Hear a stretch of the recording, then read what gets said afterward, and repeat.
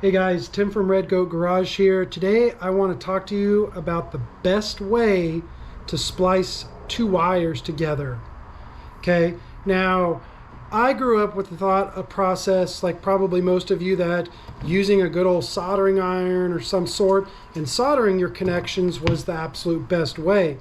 But a while ago, a few years ago, I was actually talking with Dennis, the founder of Painless Performance Products, and he kind of surprised me, and he said it's actually not the best way in an automotive application.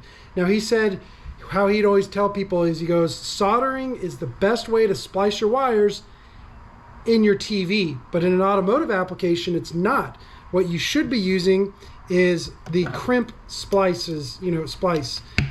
So, and I know you guys are probably going, all right, guy, like, he's full of shit. Tim, you're full of shit. But hear me out. And this is what he explained to me.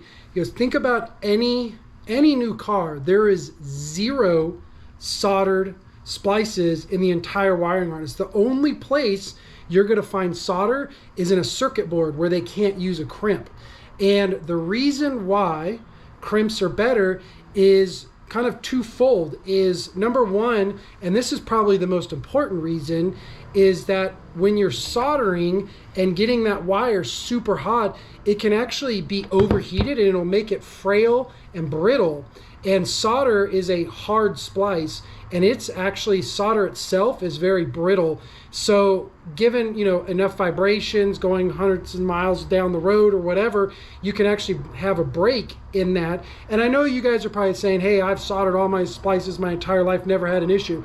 And that very well could be, but technically speaking, a crimp is better because, like I said, number one, you're overheating the wire, so it makes it frail and brittle. And two, think about it. Stranded wire, why is it stranded? So that way it can bend without breaking, right? Well, when it's soldered, it can no longer do that. It's creating a weak point right there, or at the end of that solder, to where those wires, individual strands, can't rub against each other and go back and forth to allow it to flex properly.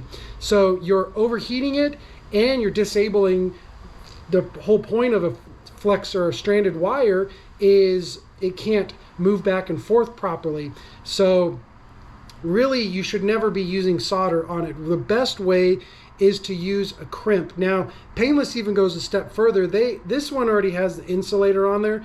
They like to use just the bare one and crimp it and then use heat shrink over it. And that kind of does two things. One, it protects the wire a little bit better than this, since elements can't get into it.